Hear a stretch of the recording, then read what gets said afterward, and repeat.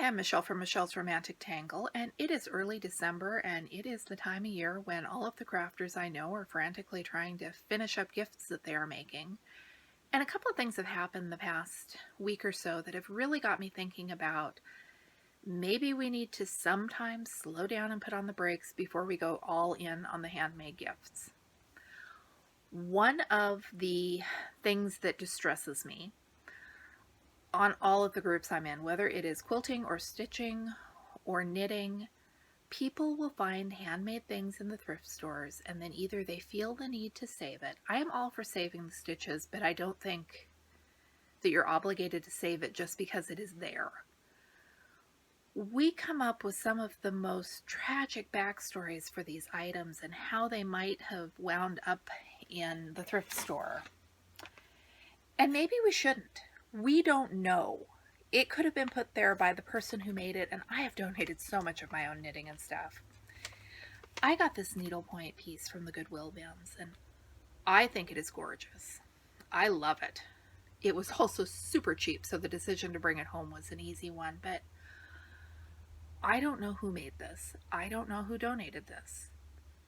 So I feel good that I saved it from maybe not getting bought and wound up in the dumpster, but I don't think there's a tragic family story here. Or at least I hope there's not, and if there is, I'm never going to know. I was reading a needlework book. I cannot remember which book it was, and I really don't want to take on the author, but the introduction of the book was talking about making gifts and the joy you get from all the hours that you spend and the joy you get in giving the gift and the joy the recipient will feel, and then for years to come you'll be able to see it proudly displayed in their house, and oh my gosh, you don't know that they're going to want to have that on their wall for the rest of your life and beyond. So maybe we should think about what we are making and who we are making it for, and if they even want the thing we're making. Now, if it is a little hand knit dishcloths for the kitchen, or I'm trying to think of another quick example and I can't, but if it's something small that is meant to be used and used up, that is one thing. But if it is a big heirloom piece, personally, I do not make those for people who I don't think want them. I have a few friends who don't do that sort of thing, who I know have an idea of what goes into it and the thoughts behind it, and yes, them I'd give it to. This piece, I stitched a wedding sampler. When I first started stitching, I had it professionally framed. At the time, this was the best of my ability, and it has, the marriage didn't last. This has bounced around under beds, and somebody who was not me at some point picked the names and the date off of it. It could very easily have wound up in the thrift store, and honestly, I wouldn't have minded because it served its purpose, and at this point I am hanging on to it myself because it's kind of pretty. I can prop it in a corner in my sewing room and forget its backstory and just like it for the stitching and the design. I honestly tried to donate it to a local needlework shop, but the pattern is out of print, so they weren't able to use it. And I have totally lost my train of thought. I'm sorry. I guess what I'm getting at is that we don't have the right, because we love this stuff and we think this stuff is important, to expect all of our nearest and dearest to think it is important. And if we are going to keep score and possibly penalize someone for not loving it and keeping it forever, maybe we shouldn't be making them an heirloom.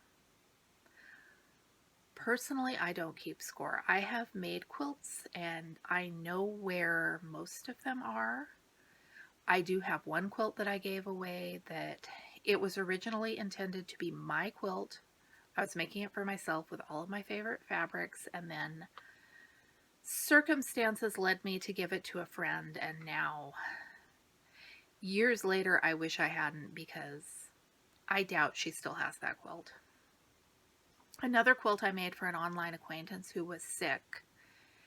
At the time I was making the quilt, I did not know if I could get that done and in the mail while she was still here in this world. I did.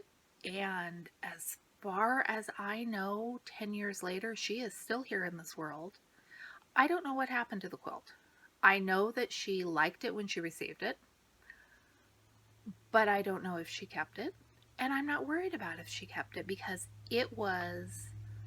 I was sending a real world hug to a virtual friend in colors that I knew had meaning for her, and that quilt has served its purpose. And wherever it is, it's there now. I would like to think she still has it, but I don't worry about it. I know I have had baby quilts that I made to people. I pulled one out of the Goodwill bin. But again, it wasn't this tragedy that we put on these things. And I have donated more hand knits to Goodwill because I made them for my own kids and they got outgrown and they didn't seem like good things to pass down, so they're gone now. There's no sad story there. So I guess the point of all of this is that if you feel that having your handmade stuff get donated or given away or used as a cat bed or whatever is the worst thing that could happen, maybe you shouldn't be making it for people who you think will do that to it. I definitely don't think that we should be trying to convert our friends to wanting hand wash only wools for their babies, because I know there are people who can keep those little sweaters pristine for generations. I'm not one of those people, and I'm a knitter. I'm sure there are a lot of non-knitters who want nothing less to do with that than I do, and I want nothing to do with that. I knit acrylic sweaters, and my kids wear them out, and I knit new sweaters. So I have kind of rambled here and gone off on some tangents.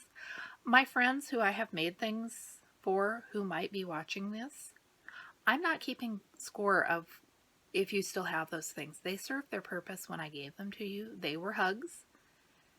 And if you still have them and like them, that's great. If something has happened to them, I'm not losing sleep about it, and I won't yell at you if you tell me. But don't tell me. Thank you for watching. I am Michelle from Michelle's Romantic Tangle, and let me know, do you make things for your friends and loved ones? Do you follow the philosophy that once you give a gift, it is not yours anymore and they can absolutely do anything they want with it? Or do you see these things as precious, priceless heirlooms? I'm curious to know what you think. I'll be back with you again soon.